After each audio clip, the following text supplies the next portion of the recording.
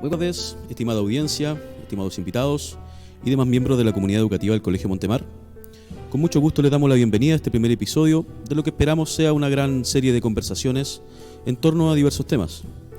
Le damos la bienvenida a este primer capítulo del podcast Montemar. En esta primera entrega, el tema que nos convoca es el arte desde la disciplina artística, la historia y la filosofía. Sin más preámbulos, le damos la bienvenida a los invitados que conforman esta nuestra mesa en esta oportunidad. En primer lugar, presentamos al profesor Darío Jiménez, profesor de Historia, ¿cierto? El profesor del electivo de Filosofía Política de nuestro colegio. Bienvenido, profesor. También nos acompaña en este panel el profesor Benjamín Cortés, profesor de Filosofía de nuestro colegio. Bienvenido, profesor. Y nos acompaña don Felipe Molina.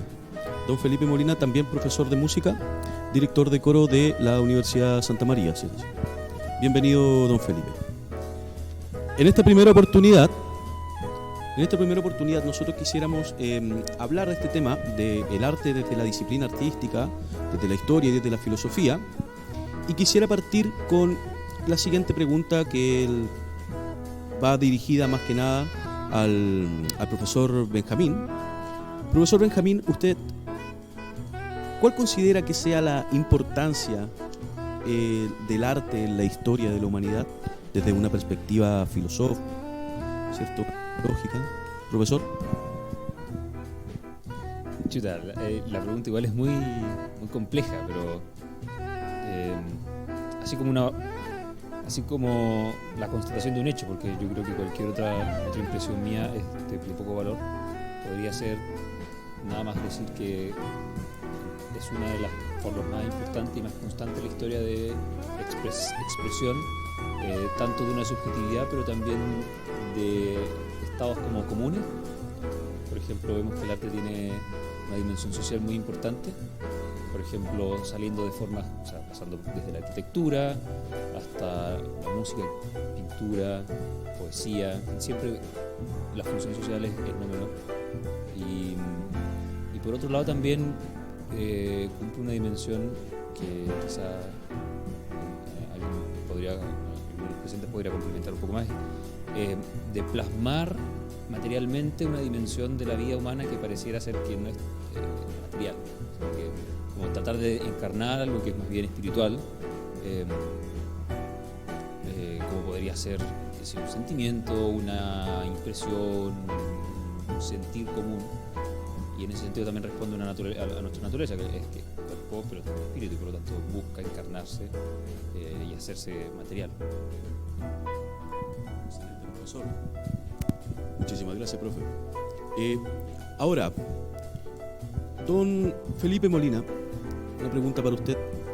¿Cuál, desde su perspectiva de docente, ¿cierto? Y de participante como, digamos, director del coro de la universidad, qué importancia cree usted que tiene el arte actualmente en la sociedad? Agradezco la pregunta. Fundamental en tiempos como hoy, pleno siglo XXI, la mirada del arte en momentos tal vez convulsionados, no solamente del país, sino que del mundo en general. Entonces, el hecho de que uno aporte desde la disciplina artística, cualquiera sea ella, en mi caso obviamente me voy a referir más a la música por ser mi expertise. La idea es siempre dotar de diferentes visiones a las nuevas generaciones de los acontecimientos que pasan, ya sea políticos, sociales, económicos, pero claro, desde la mirada artística es importante la filosofía, la historia, todo es importante y obviamente que el arte no escapa a ello. Las visiones, a veces no encontramos respuestas en la teología, a veces no encontramos respuestas en la historia, tampoco en el arte. La idea es que sumemos todo para ir encontrando esas respuestas a cosas que van más allá de nosotros, sobre todo en un siglo XXI, preparándonos para el futuro. y recogiendo todo lo que han hecho nuestros antepasados. Cuando digo antepasados me refiero siglo XX hacia atrás e incluso antes de Cristo. Esa es la importancia del arte actual y en el futuro. Excelente, muchísimas gracias. Profesor Darío, pregunta para usted. Desde una perspectiva histórica, ¿de dónde proviene el arte? ¿Desde dónde surge el arte, digamos, en la historia de la humanidad? ¿O algún representante desde la filosofía que nos pueda nombrar respecto de cuáles son, digamos, los orígenes del arte en la humanidad? Ok, muchas gracias. A ver, hay que dividir esto en dos aspectos. Primero, la intención de dejar una representación en un lugar determinado, por ejemplo, en Lascaux, Altamira, que hacen estas imágenes en las cavernas, que es lo que nosotros conocemos como este arte rupestre, en la cual un individuo, a través de una serie de técnicas, tiene una intención de dejar plasmado una interpretación de la naturaleza o de su entorno. Entonces, él hace una imagen, ya sea de él cazando con su comunidad un animal o de presa menor o presa mayor. O sea, ahí hay una intención pseudoartística porque hay principalmente una intención religiosa. Él trata de expresar una divinización de un objeto a través de una cierta serie de rituales. Pero también tendríamos que tomar otro aspecto que es el de la comunicación a través de la música. De hecho, también comunidades primitivas, originarias, que tienen esta intención de generar rituales, ya sea iniciáticos, mágicos, a través del ritmo, un tambor que suena, esta típica imagen de Tarzán cuando se escucha a lo lejos. En Jumanji se recoge muy bien esa idea, y cuando presentan la selva se escuchan los tambores que dan una alerta, un aviso. Entonces la comunicación a larga distancia se logra a través de un ritmo, una frecuencia. Podemos preguntarnos un poco más adelante cuando están las galeras o las mismas desplazamientos de tropas en el campo de batalla. No hay radio, no hay forma de comunicación, por lo tanto un redoble, un sonido de un corno, de una trompeta, genera comunicación. Entonces esto posteriormente se lleva a la musicalización de una marcha o de una intención más artística. Entonces ahí hay que tener claro esta intención comunicacional primitiva que evidentemente es anterior al sedentarismo o anterior a las comunidades predominantales. Sí, claro. O sea, como bajando tierra, esto que dice Darío me suena inmediatamente. Perdón, señor Jiménez. El poema de Gilgamesh o los relatos fundacionales como las grandes culturas. No sé el de Egipto, pero está en Mesopotamia, está el poema de Gilgamesh, que es como especie de génesis anterior al génesis cristiano, y por otro lado también, no sé, la Ilíada de Homero, y ya curiosamente en Platón hay una referencia, y hay toda una teoría del arte, o sea, puesto en boca de Sócrates por Platón, pero lo mismo que Platón, acerca de ya una conceptualización reflexiva. Ya no es un mero uso del arte, sino que también es qué es el arte y qué función desempeña, y su valoración educativa y social y todo eso. Entiendo, claro, también ejemplos latinoamericanos, tenemos Popol Vuh, ¿cierto? Y bueno, las numerosas investigaciones también, creo que, si mal no recuerdo, era Octavio Paz, que escribía un ensayo acerca del ritmo, precisamente tal, que de cierta forma es algo inherente al ser humano.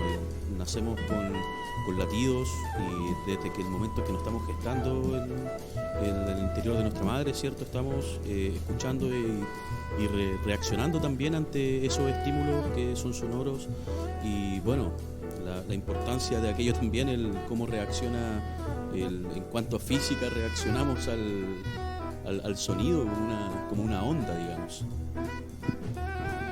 Complementando ahí la pregunta, estas cosas que hacen sentido, claro, gracias a la pintura rupestre,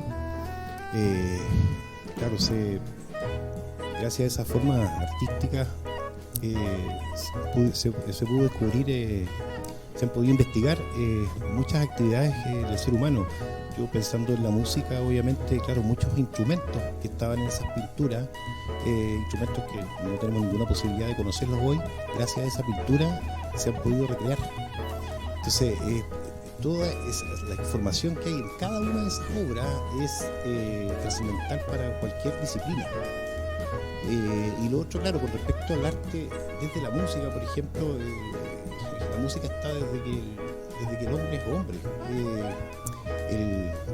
Por ejemplo, en el caso de los instrumentos de percusión, los tambores, claro, el hombre partió percutiéndose el mismo, por así decirlo. O sea, cuando el hombre se siente eufórico, él aplaude, él salta, está creando con su cuerpo instrumentos de percusión. En el caso del instrumento de aerófono, el viento sonando los árboles, el silbido, los pájaros, esa imitación de la naturaleza, esos son los instrumentos aerófonos. Las cuerdas lo mismo, las tripas de los animales puestas en tensión, aparecen los primeros instrumentos de cuerda. Eso obviamente con los siglos fue evolucionando y hoy día tenemos instrumentos extraordinariamente de cuerda, pero ese es el inicio. La música nace con el hombre, como nace la caza, como nace el recolectar alimentos. Es parte inherente a la historia del hombre o del ser humano. Comparto absolutamente esa visión. ¿Será muy diferente la percepción? Esto es una pregunta, digamos, abierta para cualquiera de aquí, de los miembros del panel. ¿Será muy distinta la visión que tenemos nosotros como occidentales, ¿cierto? Y los que tienen las personas de Oriente, por ejemplo, ¿tendrán la misma visión del arte que tenemos nosotros? No sé si alguno quisiera responder primero. ¿Será como distinta la visión o quizás no necesariamente tiene que ser distinto, sino que alguno de acá puede decir que probablemente tanto para Occidente y para Oriente son las mismas concepciones y, digamos, entienden lo mismo por arte? Yo al menos puedo hablar por Occidente porque no desconozco completamente Oriente, pero yo creo que por un lado, mirando el producto, uno podría pensar que es lo mismo en el sentido de que construimos las mismas cosas, hacemos las mismas cosas. En todas las culturas se pinta, en todas las culturas hay música, en todas las culturas se construyen edificios, entonces eso parecería ser que no es distinto, pero al menos en Occidente, no sé en Oriente, está esta visión. Primero está la visión aristotélica, que es el arte como la producción de cosas, y que Aristóteles la conceptualiza por un lado como este saber productivo, en donde hay una perfección que es, por un lado, si están los saberes que perfeccionan al hombre, como el conocimiento, en cambio en el arte la perfección sale de nosotros. Entonces, como una proyección del ser del hombre hacia afuera, en donde lo perfeccionado es un reflejo de lo que está en nuestra cabeza. Y en tanto eso, con el desarrollo del tiempo ya llegamos a la idea moderna en donde lo que era la perfección de un objeto ahora se transforma en la concreción de un estado anímico o de una impresión o de un sentir, en fin, pero que se plasma exteriormente a nosotros. Y en Platón el arte también tiene, sobre todo la música, tiene una función educativa clarísima, lo decían en un principio, cómo afectan los ritmos a la persona. En Platón está eso, recomienda ciertos tonos, por ejemplo, para la educación. Entonces el arte en ese sentido también es un vehículo de saber y de transmisión de la cultura, lo cual no sé si será así en otras civilizaciones. Entendiendo la base de que la revolución industrial plantea un cambio en la forma de expresar y de consumir arte, de ser una cosa pública, de ser algo que apuntaba a la estética, ahora el arte es un arte de consumo, la cual se ha masificado después de la segunda revolución industrial con la creación del cine y con la creación de la televisión. Entonces hay cánones establecidos que el arte, por lo menos este arte de masas, ha implementado ciertas visiones distintas. Entonces, la globalización también nos crea planteamientos comunes, visiones o entidades que son similares o que podemos identificar tanto en Japón, en Oriente, Voy a ocupar el ejemplo Japón porque es el que tiene más contacto con Occidente respecto de la animación y del manga.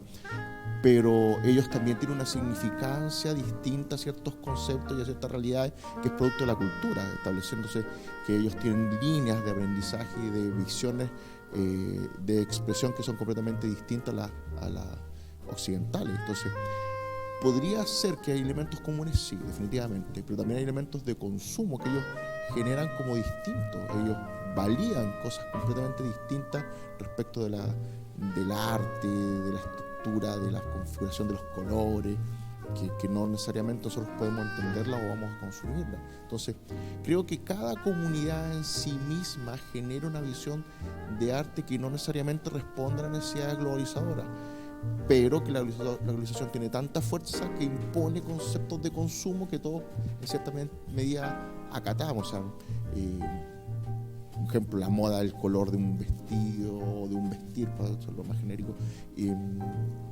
creo que eso podemos llevarlo a distintas partes del mundo. No sé.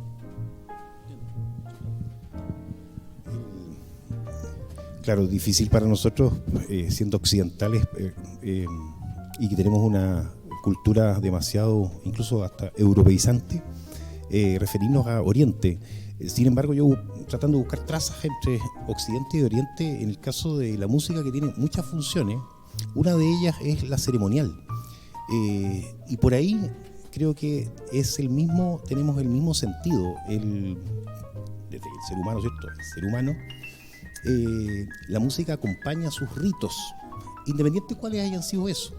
Si uno va a Oriente, lo mismo, claro, los instrumentos podrían cambiar, el mensajero podría ser diferente, pero la función es el mismo, es acompañar algún rito del ser humano, independiente si es de Oriente u Occidente.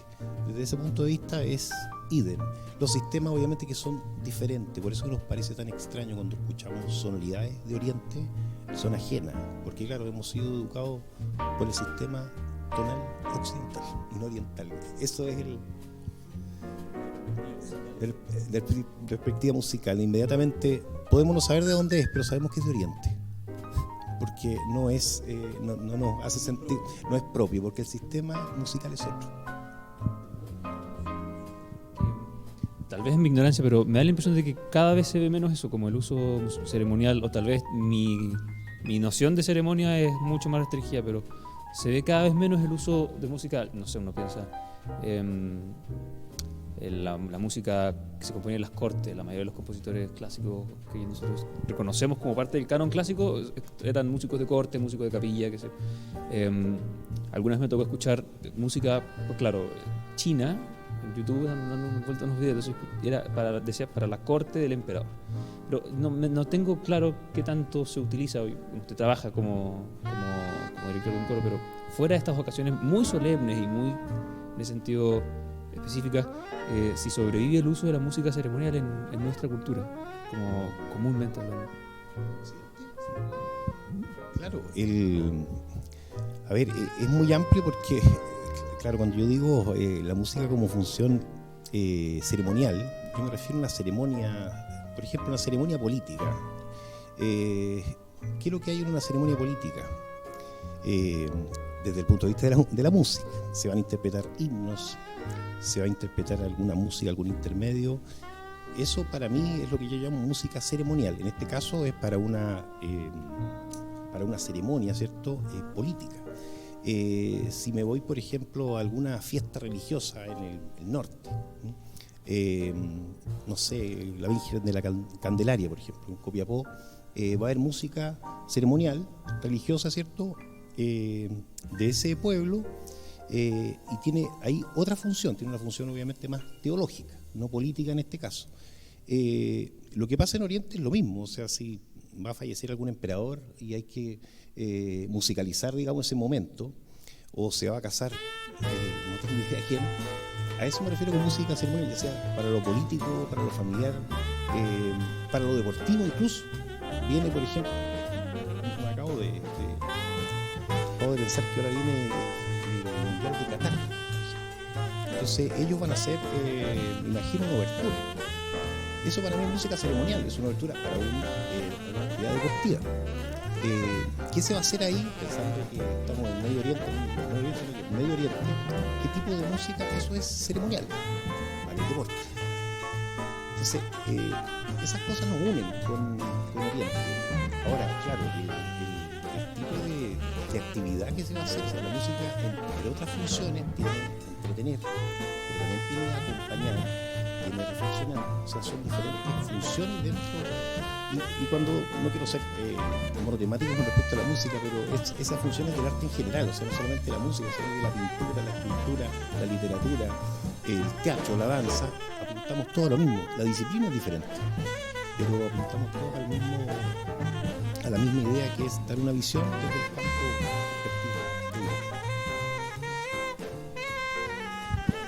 perspectivo. En efecto. Bueno, para ir ya concluyendo esta breve tertulia, ¿cierto? Bastante interesante todos los temas, podríamos estar hablando toda la tarde de esto. Quisiera que dejáramos una reflexión a los oyentes, principalmente a los muchachos que están recién partiendo su etapa escolar, ¿cierto? Que están recién interesándose por estos temas. Individualmente, no sé quién quisiera partir, pero la pregunta es la siguiente: ¿qué consejos le darían ustedes a las personas que están interesadas en estudiar historia del arte, digamos filosofía del arte o alguna disciplina artística, ¿cierto? Digamos interpretación musical, canto o alguna de esas, digamos, subdivisiones? Partimos con el profesor Darío. ¿Qué consejo le daría usted a las...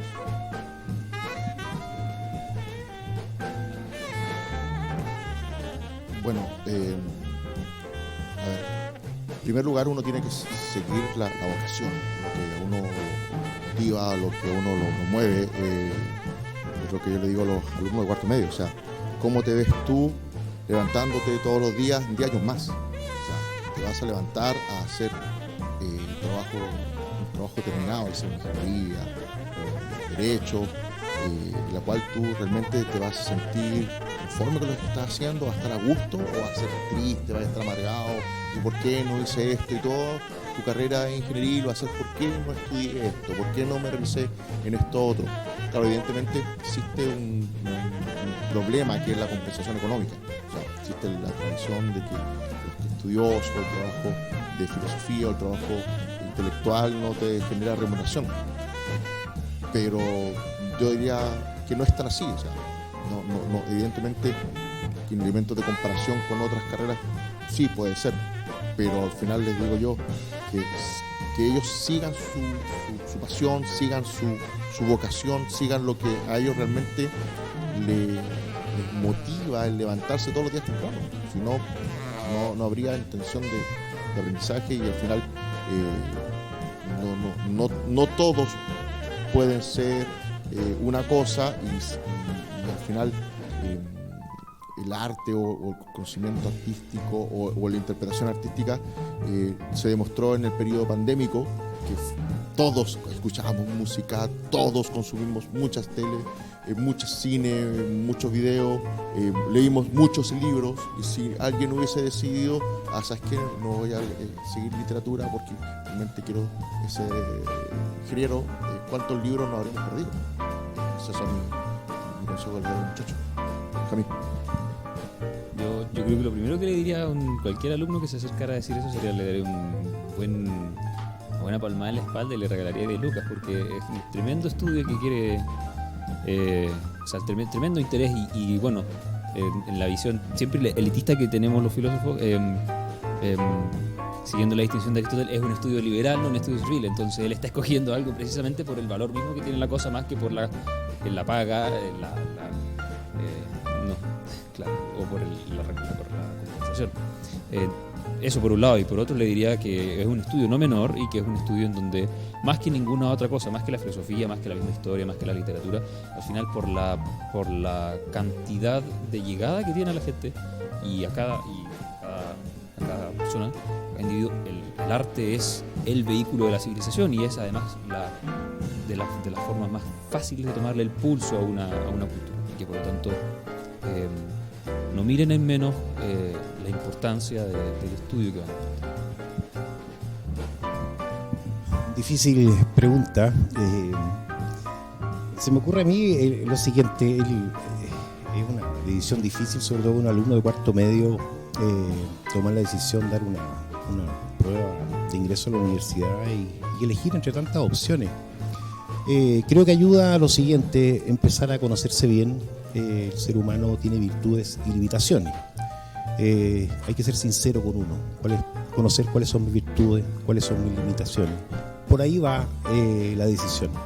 Independiente de cuánto dinero pueda yo ganar con esta virtud o con esta limitación. Eso por un lado. Lo otro, que se preparen muy bien, porque yo lo digo por experiencia propia. Yo me acerqué primero a la música, pero al estudiar la música tuve que empezar a reestudiar cosas que no le tomé el peso en su minuto, como la filosofía y la historia. Voy a colocar solamente un ejemplo. Hay una obra que me fascina, que es de un compositor ruso, Tchaikovsky, el famoso compositor de los ballets, qué sé yo, Cascanueces, etc. Bueno, esta obra tiene una composición que se llama 1812. Me encantaba esa composición, me sigue gustando. Pero al meterse en la obra uno se da cuenta que 1812, claro, es un año, y uno llega a Napoleón, Francia, ¿cierto? Las famosas guerras napoleónicas, atacando a los rusos, al imperio ruso. Claro, Tchaikovsky, que es ruso, él escribe esa obra porque, claro, los rusos ganaron finalmente. Pierde Napoleón. Entonces, para poder entender esa obra, que es una obra musical, todo lo que pasa ahí es el detalle histórico, pero con sonidos. Entonces están las marchas rusas, está la marsellesa, incluso está desafinada, por así decirlo, en esa obra. Y si uno no entiende la historia, es imposible entender la música. Entonces, a mí me pasó al revés. Yo estudié música y para poder entender esa obra tuve que acercarme a la historia. Entonces, finalmente no es un tema de la filosofía o la música o la historia o la teología. Somos una sola cultura. Entonces, claro, uno lo puede mirar infantilmente, voy a estudiar tal carrera, pero nos damos cuenta que somos todo. Tenemos que prepararnos para todo. Entonces, claro, desgraciadamente hay que elegir una carrera. Pero te vas a encontrar con la transversalidad de las diferentes disciplinas, porque no funcionamos con una sola visión. Eso, no sé si ayudé o perjudiqué a los alumnos, pero gracias. Siempre es bueno tener la perspectiva de una persona que está dedicada a esto. Y claro, la transversalidad, la interdisciplinaridad es clave, al igual que la vocación también. Pienso también en leer música, tiene mucho de matemáticas, ¿cierto? Cómo empiezan a calzar los sonidos, los tiempos, cosa que muchas veces uno no sabe, y llega a enfrentarse a ese contenido, digamos, sin tener una preparación previa. Bueno, para cerrar, quisiera darle las gracias, profesor Darío, profesor Benjamín, don Felipe, agradecido de que hayan compartido con nosotros en esta oportunidad. Los dejamos invitados a una nueva edición de este podcast Montemar y vamos cerrando este primer episodio con mucha alegría y con mucha esperanza de que sea el primero de muchos más. Así que los dejamos invitados. Muchísimas gracias a todos y nos estamos viendo. Muchas gracias por la invitación. Gracias también por la invitación, estuvo muy entretenido. Sí, me sumo al agradecimiento. Espero que me vuelvan a invitar y estar acá en alguna otra ocasión. Sí. Hasta luego. Ahora la música de cierre.